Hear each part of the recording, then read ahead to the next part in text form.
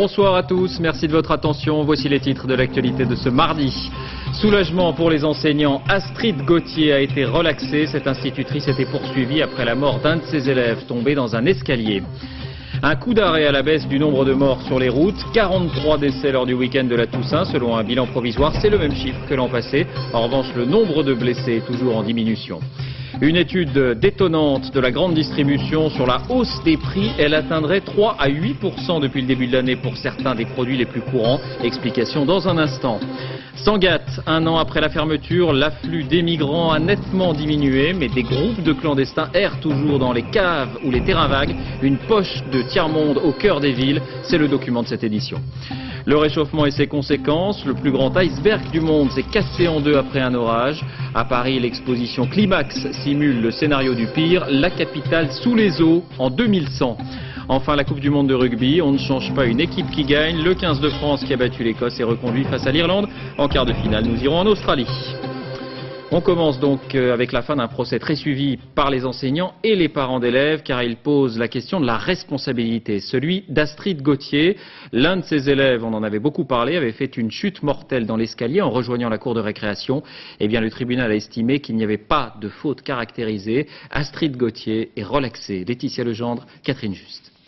Le soulagement pour Astrid Gauthier à la sortie de la salle d'audience. Cette enseignante, poursuivie pour homicide involontaire après la mort accidentelle d'un de ses élèves, a été relaxée cet après-midi. Une faute simple a été retenue. L'État, lui, est condamné à indemniser la famille de l'enfant. C'est un jugement qui peut, sans faire de triomphalisme, bien entendu dans ces circonstances, qui peut constituer une jurisprudence pour la suite, parce que malheureusement, des accidents, le risque zéro n'existant pas, il y en aura toujours. En janvier 2001, dans cette école élémentaire, Thierry, élève de CM2, joue sans surveillance dans cet escalier et fait une chute mortelle. Ses camarades et l'institutrice sont en récréation. Aujourd'hui, les enseignants venus en nombre soutenir leurs collègues se réjouissent de la décision du tribunal. Ça dédouane la collègue de toute responsabilité de surveillance, qui n'est pas sa fonction première, mais qui est bien celle d'enseigner. Et donc pour l'ensemble des collègues en France, c'est quelque chose de très positif. Une décision qui semble satisfaire aussi la famille de la victime qui ne souhaitait pas accabler l'institutrice. Elle a sa part de responsabilité, mais par rapport à celle de l'État, c'est pas pareil. Je pense que on pense que l'État a plus sa part de responsabilité qu'elle. Depuis sa mise en examen, Astrid Gauthier a été suspendue. Dès demain, les syndicats vont demander sa réintégration. Et la justice confirme en fait une jurisprudence récente suite à la loi de juillet 2000 qui restreint, vous le savez, la responsabilité des élus ou des enseignants en cas de délit involontaire. La sécurité routière et cette question, le civisme ou la peur du gendarme ont-ils atteint leurs limites? Le bilan provisoire du week-end de la Toussaint vient en tout cas d'être publié. La tendance n'est plus à la baisse comme c'était le cas ces derniers mois, mais à la stabilisation. Diego Garcia, Vincent Ferreira. C'est un peu l'histoire de la bouteille à moitié vide et donc à moitié pleine. La bonne nouvelle, c'est que les accidents pendant le week-end de la Toussaint ont baissé de 20%, ce dont les pouvoirs publics se félicitent, déterminés à poursuivre leur action contre les vitesses excessives. Ce que nous voulons, c'est baisser la vitesse d'un cran pour gagner, encore une fois, une baisse de 10 km/h en moyenne permet de gagner 40% de tués. Le problème, c'est que s'il y a moins d'accidents, il semblerait qu'ils soient plus graves, puisque 43 personnes sont mortes sur la route pendant ce week-end, ce qui correspond à peu près au chiffre de 2002. Pourtant, ce ne sont pas les moyens qui manquaient, à commencer par ces fameux radars automatiques. Une moisson de 4400 PV. Et une mauvaise nouvelle ne venant jamais seule pour le gouvernement, selon certains juristes, ces PV pourraient être illégaux, car le texte relatif à l'homologation des radars n'a été publié au journal officiel que samedi 1er novembre. Trop tard pour que les PV soient dressés ce week-end soient valides. Concrètement, on s'aperçoit de quoi?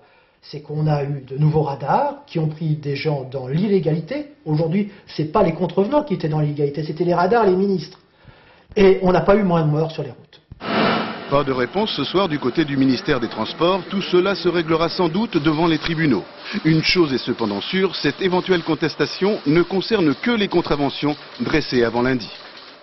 Voilà, le nombre de décès s'apprécie par jour de circulation. Le week-end de la Toussaint en 2002 était étalé sur 4 jours, 57 morts.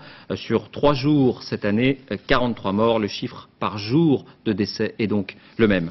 La circulation encore avec le départ du premier convoi chargé de tester la route où seront acheminés les tronçons du futur avion géant Airbus A380.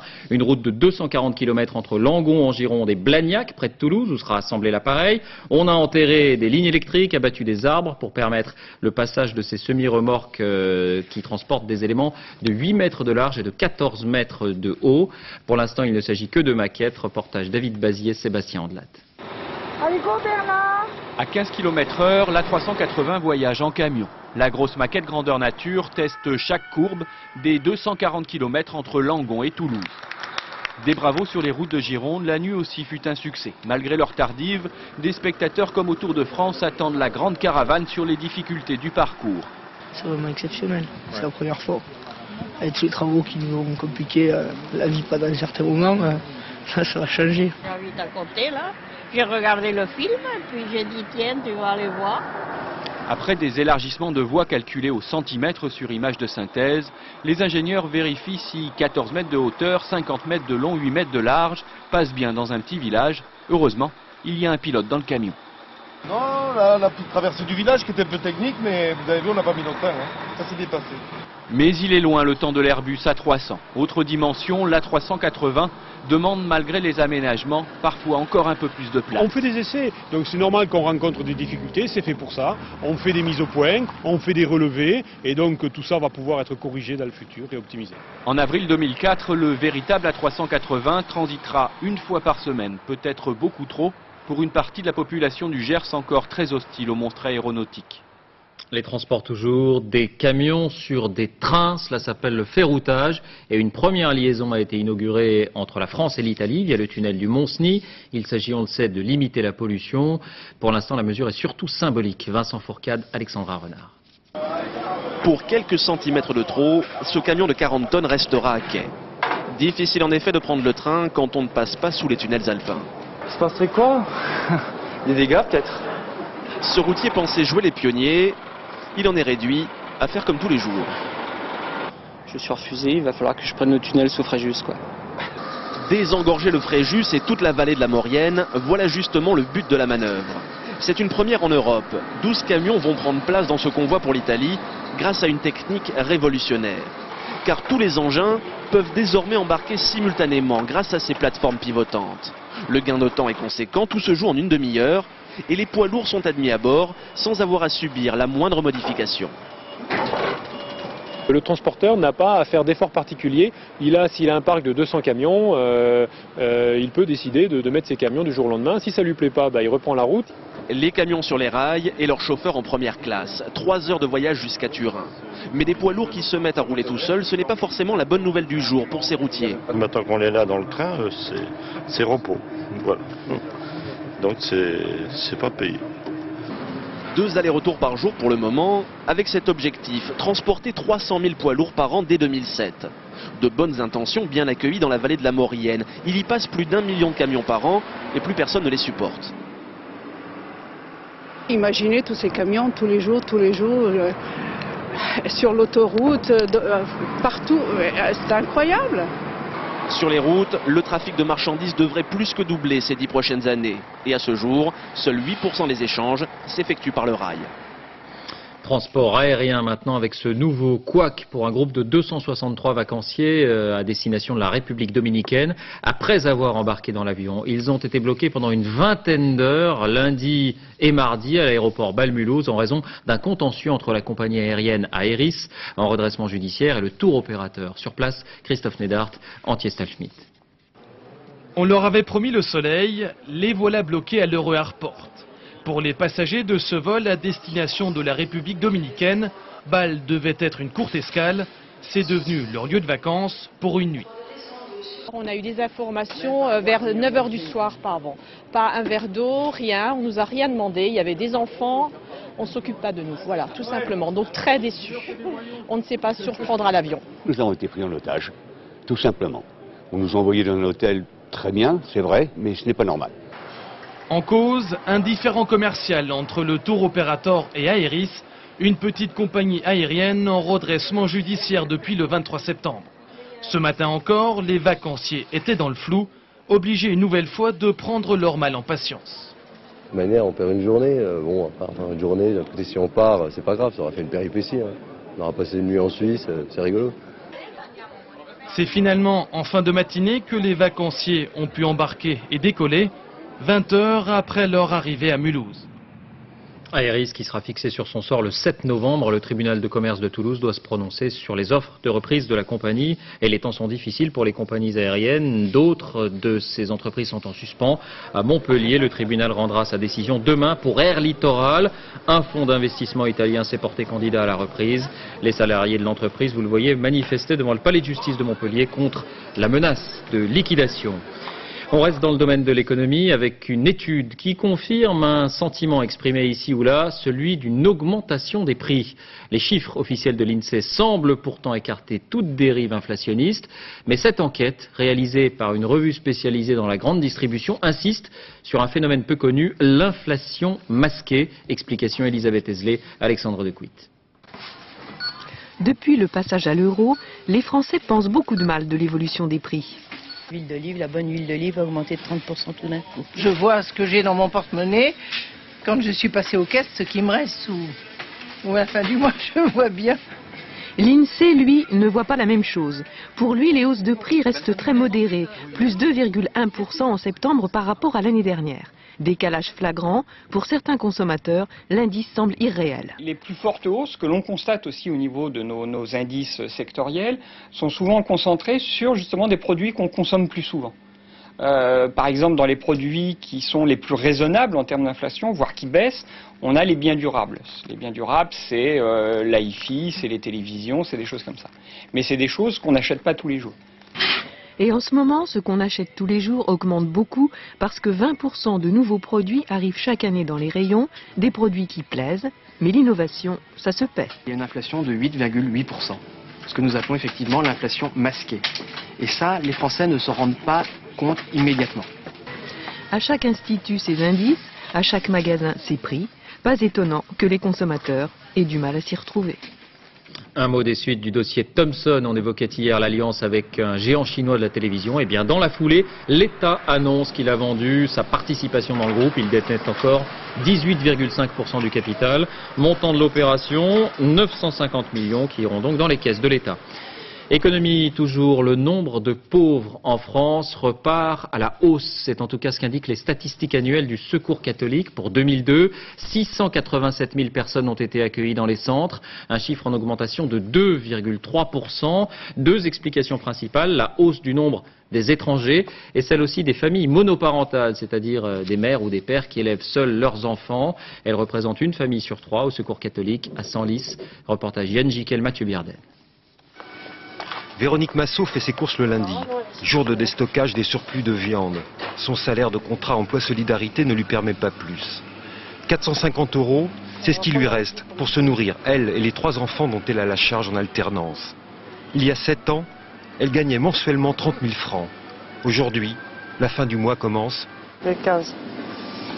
J'appréhende le 15 parce que je sais qu'il ne me reste que 20 ou 30 € à ces dates-là et puis pour continuer à vivre, quoi.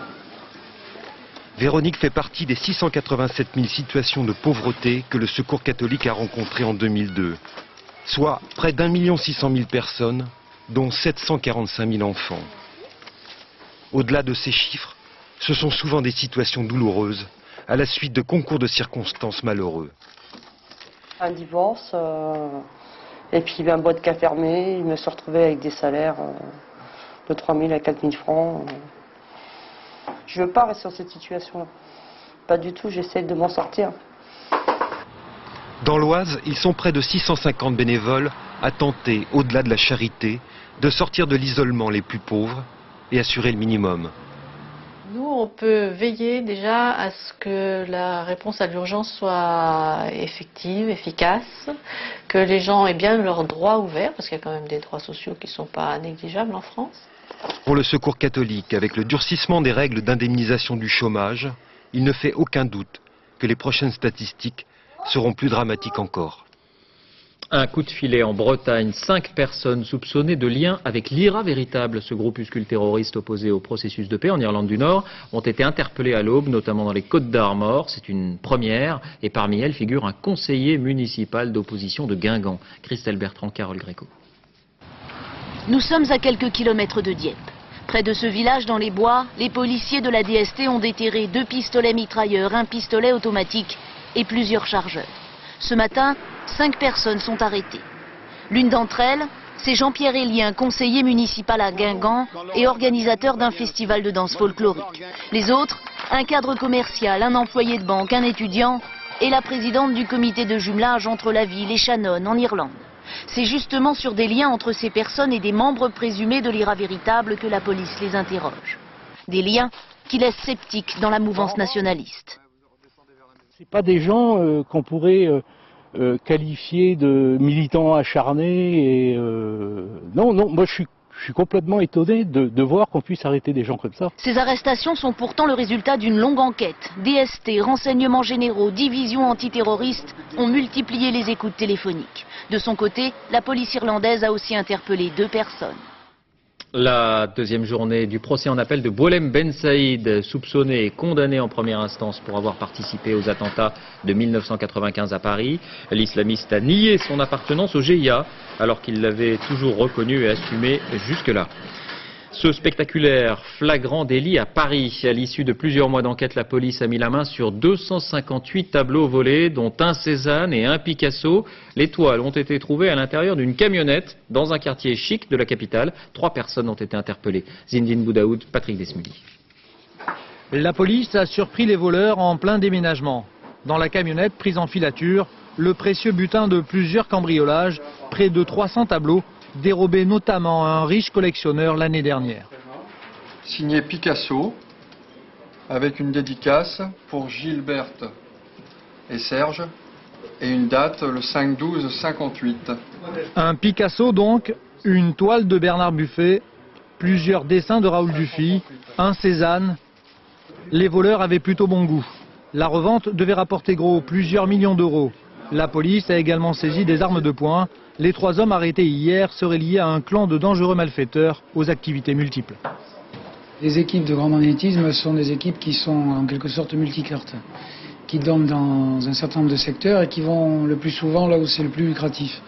Donc aujourd'hui ça peut être une attaque de camions blindés, demain des stupéfiants, après-demain des machines à sous et pourquoi pas conjuguer le tout avec du recel d'œuvres d'art. Pour preuve, 2 kilos de cocaïne ont été retrouvés chez l'un des gangsters. Après inventaire, les tableaux seront rendus à leurs propriétaires. Le reste du butin, des bijoux et des sculptures a déjà été écoulé.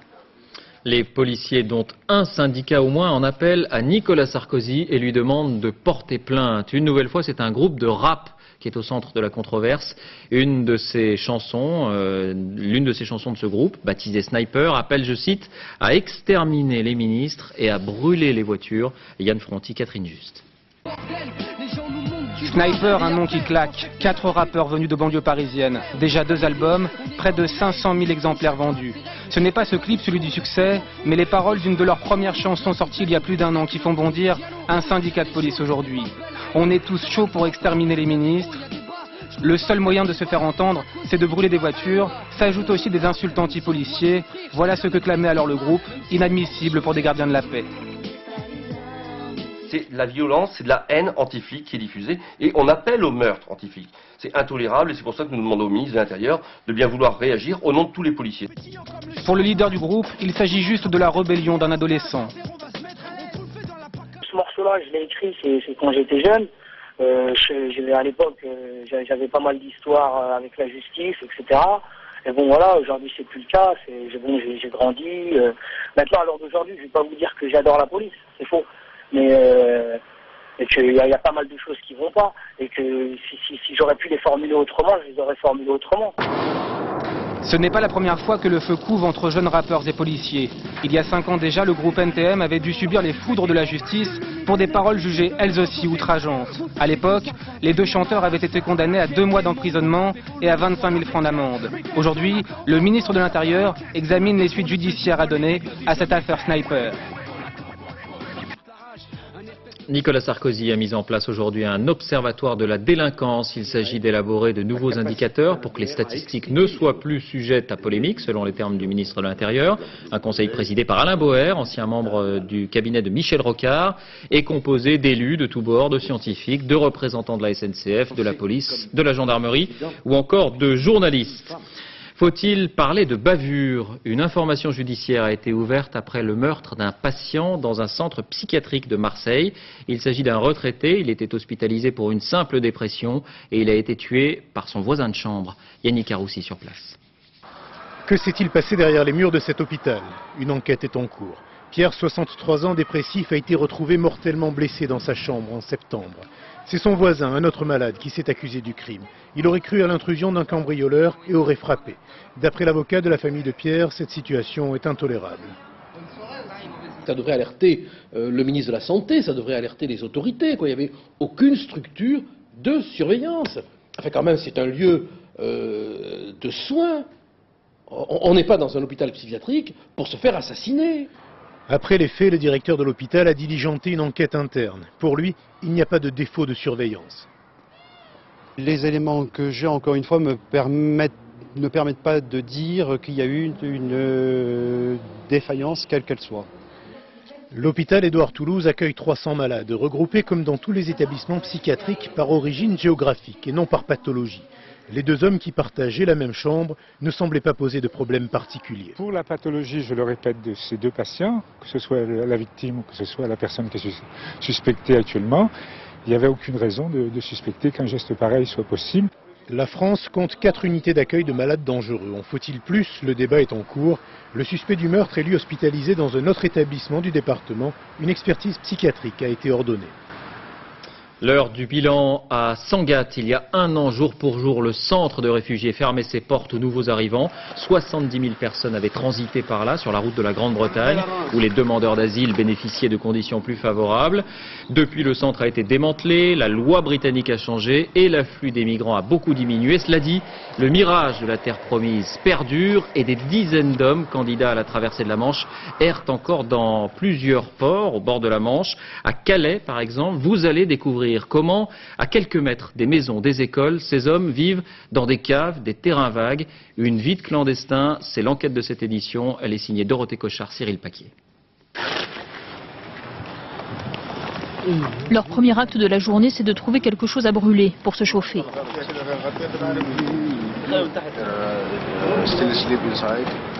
Nous, si on se lève le matin, c'est pour rien. On n'a rien de spécial à faire. C'est juste par habitude. Il y a des jours, c'est bien pire. Aujourd'hui, il fait beau, il y a du soleil, c'est merveilleux. Ils ont passé la nuit à l'intérieur de ce hangar désaffecté. Ici, le moindre briquet est une richesse. Il fait 2 degrés.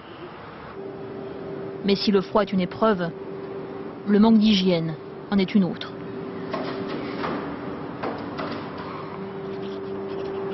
Vous voulez voir l'endroit où on prend de l'eau? Regardez, c'est là, la fontaine du canal.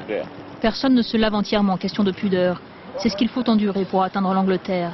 Il paraît qu'il y a de l'argent là-bas et du travail. Ils ont misé leurs économies de 1000, 3000 euros. Ahmed le professeur, Adam le statisticien, Ibrahim le militant politique, qu'on a élu coiffeur aujourd'hui. On devient ingénieux quand on n'a pas d'outils. Et puis on tue le temps avec rien. Les clandestins ont ramassé un magazine par terre. Il faut croire que la vie aime l'ironie. C'est la revue interne de la gendarmerie. Tout à coup, les pompiers arrivent au hangar et c'est l'événement de la matinée.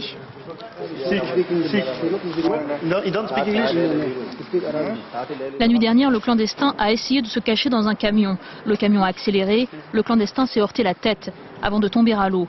Ce sont ses amis qui l'ont aidé à sortir, mais ils ne savaient pas comment le soigner. Nous, on n'ose pas aller à l'hôpital.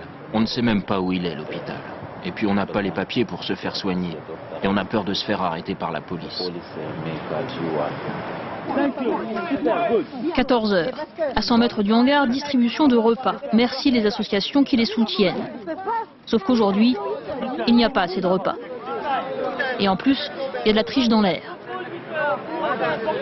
Non, mais quand vous venez 2 fois, si, toi, one, plus one, Eh ben, lui, il n'a rien.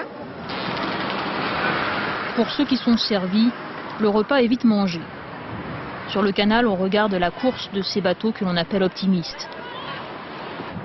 L'instant serait presque paisible. Mais une voiture de police vient de s'arrêter juste devant le hangar. Interpelleront pas. Cette fois-ci, ils se contenteront de jeter un œil. Après chaque repas, ils nous contrôlent, ils nous arrêtent, et au bout d'une heure, ils nous relâchent.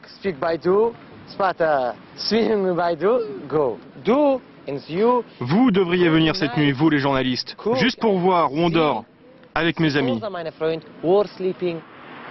Nous acceptons l'invitation de Sewan et le soir même, il nous guide dans les rues de Calais. Une nuit je suis à un endroit, une nuit à un autre, ça change tout le temps. Et pourquoi?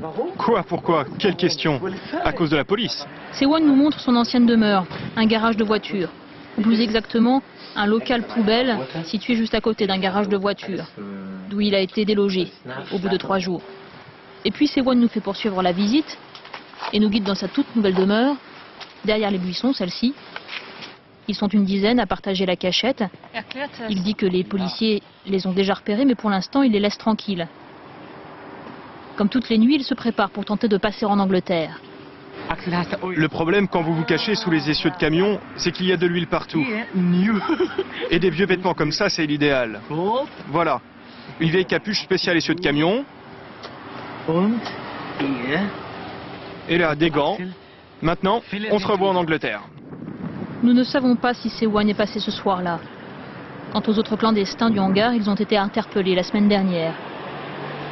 Malgré l'action renforcée de la police, ils sont plus de 200 à vivre ainsi dans les rues. 200, c'est pour la seule ville de Calais. Combien sont-ils sur toute la côte? L'actualité à l'étranger, il n'y a décidément pas un jour, pas une heure de répit pour les troupes de la coalition à Bagdad. Plusieurs explosions ont à nouveau été entendues il y a quelques heures dans la capitale. On fera le point dans un instant avec notre envoyé spécial. D'abord, les tout premiers témoignages des rescapés de l'hélicoptère abattu dimanche. Et puis une autre première, cette protestation poignante d'une élue au Sénat américain. Jérôme Bonny.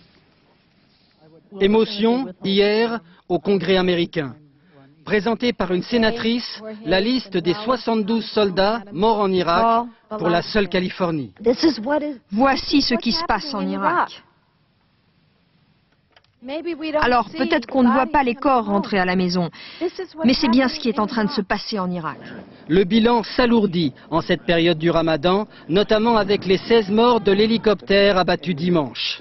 Les rescapés témoignent, ce caporal a vu le missile arriver vers l'arrière de l'hélicoptère. Il a frappé l'arrière du Chinook. Le Chinook a pris feu et on a commencé à tomber. Ils étaient une trentaine de jeunes GIs qui rentraient enfin chez eux pour leur première permission. J'ai tout de suite pensé à ma mère et à mon père. Vraiment, je ne savais pas ce qu'ils pourraient penser. J'avais peur.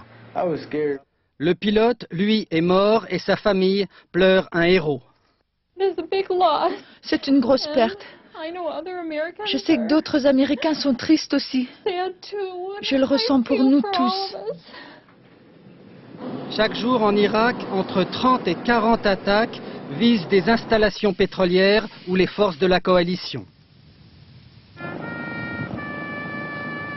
Ces 2 tankistes, tués fin octobre, sont honorés du premier monument aux morts érigé par les Américains dans le désert irakien.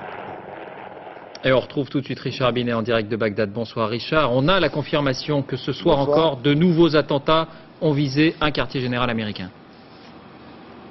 Oui, ce sont à nouveau 3 violentes explosions qui ont secoué Bagdad. Des explosions qui ont fait trembler les murs dans certains quartiers. En fait, il s'agit de 3 tirs de mortier tirés des environs du zoo, selon nos informations, et qui auraient touché le QG américain. Heureusement, peu de blessés, mais selon les divers témoignages que nous avons recueillis, des scènes de panique à l'intérieur de ce QG. La peur, ce que veulent sans doute les assaillants, car aujourd'hui, rares sont les soldats à se promener aujourd'hui dans Bagdad. Merci Richard. J'ajoute que l'Espagne, alliée des États-Unis, a décidé de retirer une partie de son personnel diplomatique en poste à Bagdad. Le terrorisme encore. Il y a presque 2 ans maintenant, le journaliste américain Daniel Pearl était enlevé puis abattu au Pakistan. Aujourd'hui, son épouse de nationalité française raconte dans un livre le calvaire de son mari et le sien. Maryse Burgot, Mathieu Drejoux. Un sourire lumineux, le même que celui de son père. Daniel Pearl, assassiné par ses ravisseurs au Pakistan, n'aura jamais eu droit au bonheur de connaître ce fils. Sa femme était enceinte lorsqu'il fut décapité par des fondamentalistes musulmans à Karachi. Adam a aujourd'hui 18 mois et une maman qui fait face. Quand je le vois déjà, Adam, il me donne beaucoup de force parce qu'il est pas fragile, c'est pas un enfant fragile. Et j'ai l'impression, c'est l'impression, hein, mais c'est comme s'il avait capté le meilleur de ce qu'on était tous les deux. Tous les deux étaient journalistes, elle est française, lui était américain et juif. 2 raisons pour faire de cet homme, kidnappé alors qu'il enquêtait sur les réseaux Al-Qaïda, un symbole à abattre.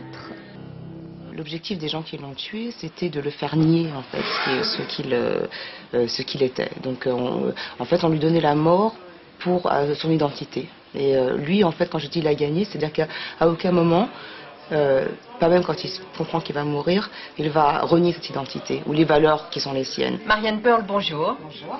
Un cœur invaincu, hein, c'est le titre de votre livre, je vais le donner. Un corps décapité devant une caméra, mais un cœur invaincu. Marianne Pearl parle de son mari comme d'un homme qui a gagné contre l'obscurantisme de ses ravisseurs. Parce que pendant ces 5 semaines de détention, il a pu, dit-elle, envoyer quelques signes. Il a communiqué comme il pouvait ce qu'il ressentait, à savoir son défi en fait, mental face à ses ravisseurs. Donc il l'exprime en montrant, il a les mains enchaînées comme ça dans des menottes, mais il fait un V de la victoire. Ensuite il sourit alors qu'un pistolet en fait le menace, il a un pistolet braqué sur la tempe. Pour être à la hauteur de cet ultime défi, Adam et sa mère resteront debout et ils s'exerceront au bonheur comme d'autres s'exercent à tuer. Un cœur invaincu aux éditions Plomb, c'est le titre de cet ouvrage. Rappelons qu'un homme, cher Omar, a été condamné à la peine de mort en juillet 2002 à Karachi pour cet enlèvement et ce meurtre. 3 de ses complices ont été condamnés, eux, à la prison à vie. En France, un beau geste pour solder les comptes de la dernière guerre dans un village de Dordogne. Les restes de 17 soldats allemands fusillés en 1944 par des maquisards ont été exhumés. Opération réalisée à la demande d'un ancien résistant présent sur les lieux à l'époque qui souhaite leur donner une sépulture pour réparer ce qu'il considère comme une injustice. Sur place, Bertrand Coq, Philippe Turpot. Un secret à fleur de terre que ces 17 soldats allemands fusillés par des maquisards à la fin de la guerre et que l'on exhume aujourd'hui. 59 ans après, les anciens du village de Saint-Julien, ceux qui ont l'âge de se souvenir, n'apprécient pas tous. Non. Ce qui est enterré depuis tant d'années, on ne doit pas le bouger. Les 17 fusillés n'étaient même pas des combattants, mais des membres d'une unité de transmission de la Wehrmacht, capturés après la fin des combats. Pour beaucoup, leur exécution n'était pas justifiée. Non, parce que ça serait été justifié si ça avait été les responsables de ceux qui avaient fait le massacre dans Saint-Julien. Mais ceux-là, qu'est-ce que vous voulez, ils étaient innocents comme les nôtres. Car Saint-Julien a aussi ses martyrs qui reposent au cimetière comme dans toutes les mémoires. 17 hommes, des otages, exécutés par les Allemands le 9 août 1944 après un accrochage avec la résistance. Les 17 Allemands ont donc été fusillés par vengeance. Ce que n'a jamais accepté Émile Gué, un ancien résistant. C'est lui qui, avec son groupe, avait obtenu la reddition des Allemands en leur promettant la vie sauve.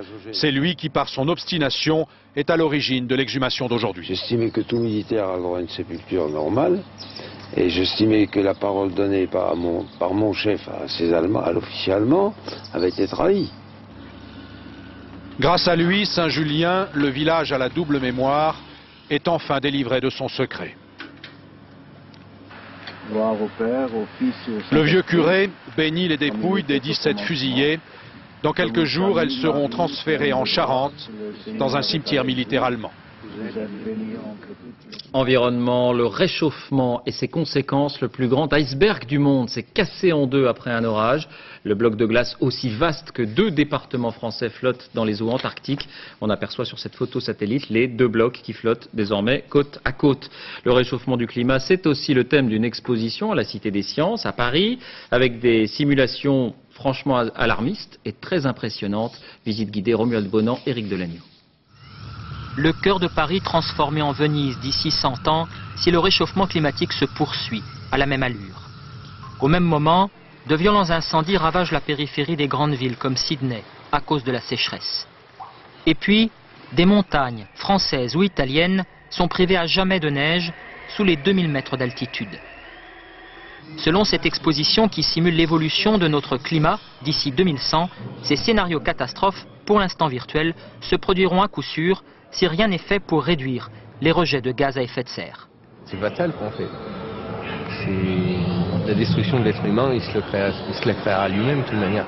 On a l'impression qu'on peut encore faire quelque chose, après tout du bon sens, quoi, je veux dire, comme ne pas déforester. Déjà, les premiers indices bien réels de ces bouleversements climatiques se multiplient sur la planète. Les typhons et autres tornades sont de plus en plus violents, les crues et les inondations de plus en plus fréquents.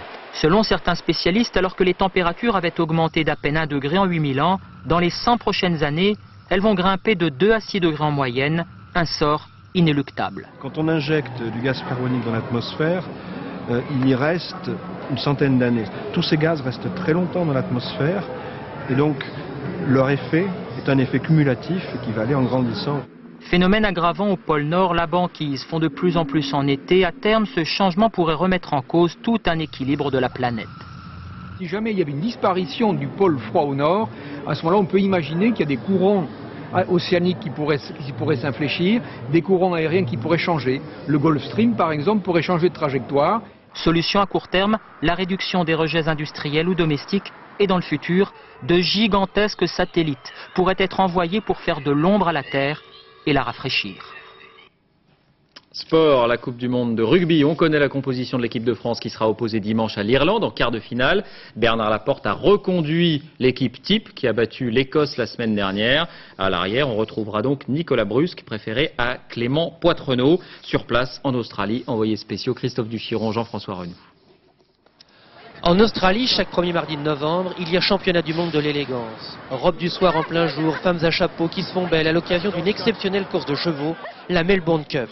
On court à Melbourne, on se déguise et on parie à Sydney comme ailleurs. Aujourd'hui à l'hôtel, Serge Betsen a parlé chiffon avec une élégante qui venait voir la course à la télé en toute discrétion, ou presque. Au tiercé, les parieurs ont leurs favoris. En équipe de France, Bernard Laporte a les siens. Pour affronter l'Irlande dimanche prochain, il a annoncé aux 15 titulaires qu'il serait titulaire. 2 outsiders chez les remplaçants, Liebenberg et Tabaco. Les Bleus attendent les Verts au tournant, déterminés comme jamais, et c'est le moment. C'est vrai qu'on a un objectif en tête, c'est d'être champion du monde. Et après, c'est vrai qu'on ne pense pas une seconde s'arrêter dimanche. On va continuer l'histoire et puis on doit continuer l'histoire. On doit continuer. Et on va continuer. Oui, sans doute, peut-être, ils vont continuer. Et personnellement, leurs supporters ne demandent que ça à ces Français qui se sont entraînés cet après-midi avec sérieux et application. Ils vont continuer parce qu'à la Coupe du Monde, les belles histoires ne se terminent qu'en victoire. Les Bleus n'ont plus envie de se cacher. Ils veulent gagner. Voilà, et ce quart de finale France-Irlande, ce sera à suivre dimanche matin à 8h30 sur France 3. La passion italienne pour le football maintenant, faute de sponsors traditionnels, un club de la banlieue de Naples s'est fait financer par une entreprise de pompes funèbres avec corbillard et cercueil sur le maillot. Reportage Gérard Grisbeck, Romain Potoki. Un corbillard suivi par un drôle de cortège. Pourtant, rien d'extraordinaire pour cette équipe de foot de San Felice, sponsorisée par les pompes funèbres. Et le maillot des joueurs est là pour le prouver. Sur un pan de mur, on a dessiné des urnes funéraires. Il ne reste plus qu'à inscrire les noms des supporters. Le cercueil sur les maillots, cela veut dire qu'il n'y a plus rien. C'est la fin, c'est la mort. Nous cherchons quelqu'un qui nous aide, qui nous fasse sortir de cette tombe. C'est vrai que dans cette région de Naples, 70% des jeunes sont au chômage. Le sentiment d'abandon est très fort. La télé et le foot sont les seules distractions. Alors, l'entraîneur ne joue pas seulement à Aimé Jacquet. Tel un animateur, il veut aussi donner une autre image de la vie. Nous cherchons à donner un peu d'espoir, à allumer une petite lampe dans cet univers noir, cet avenir qui nous semble si sombre. Et une fois de plus, les petits cercueils ont porté chance à l'équipe. Preuve que la vie peut encore l'emporter. L'histoire et les livres, pour terminer, c'est l'un des événements de cette rentrée. Le général de Gaulle, raconté par son fils, mélange entre un document historique et un journal intime. Geneviève Moll, Philippe Jasselin. Un amiral de Gaulle à Brest, c'est normal. Il y a dirigé l'escadre de l'Atlantique. Mais il ne vient pas parler aux officiers du cercle naval. Il présente le livre qu'il consacre à son père et dans lequel, pour la première fois, l'on découvre un autre de Gaulle que celui de la statue du commandeur. Il portait une cuirasse, mais encore faut-il savoir la porter. Mais à l'intérieur, il y a un homme avec sa sensibilité. Et d'ailleurs, quand j'ai demandé à mon père un jour, mais pour quel commander et quelle qualité faut-il? Alors il a dit évidemment, il faut une volonté, et quelquefois terrible, mais il faut d'abord une sensibilité. Et avec Philippe de Gaulle, on entre dans l'intimité de ce couple fusionnel qu'Yvonne et Charles formaient, parfois au détriment des cajoleries accordées aux enfants. Ma mère était tout à fait séduite par mon père, dès le début. Elle était plus épouse que mère, si l'on peut dire, bien qu'elle se soit parfaitement occupée de ses enfants qui n'ont manqué de rien, et elle n'a jamais fait défaut comme mère. Le plus tendre des deux était donc le père, dit le fils, qui héritait de sa manière de parler, de certaines de ses attitudes. Quand on est bâti d'une certaine façon, les gestes sont les mêmes, naturellement. Dans la foule attentive du cercle naval de Brest, des jeunes qui découvrent l'homme de l'histoire et se posent des questions auxquelles répond, dans ce livre, de Gaulle, le fils.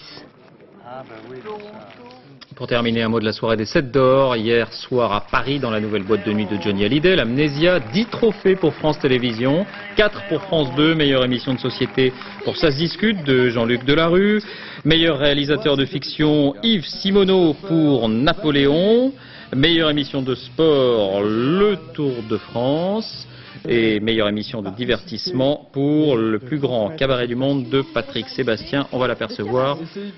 Non, il n'était pas là ce soir. Bravo quand même à lui, et bon anniversaire parce qu'il aura 50 ans bientôt. C'est la fin de cette édition. Merci de l'avoir suivi. Tout de suite la météo, Nathalie Riouet. 20h55, les Thibauts, suite et fin. C'est le 4e et dernier épisode. Dernier journal minuit 20, Jean-Claude Renaud. Dès 6h30 Télématin, dans les 4 vérités, Roland Sicard recevra François Barouin, porte-parole de l'UMP. On se quitte sur ces images d'une exposition de peinture aux Pays-Bas. Les stars ne sont pas les tableaux, mais les peintres. Jimi Hendrix, John Lennon ou encore Michael Jackson pour ce portrait de Charlie Chaplin. Ce sont tous des stars de la pop et certains sont tout de même meilleurs au micro qu'au pinceau. À demain.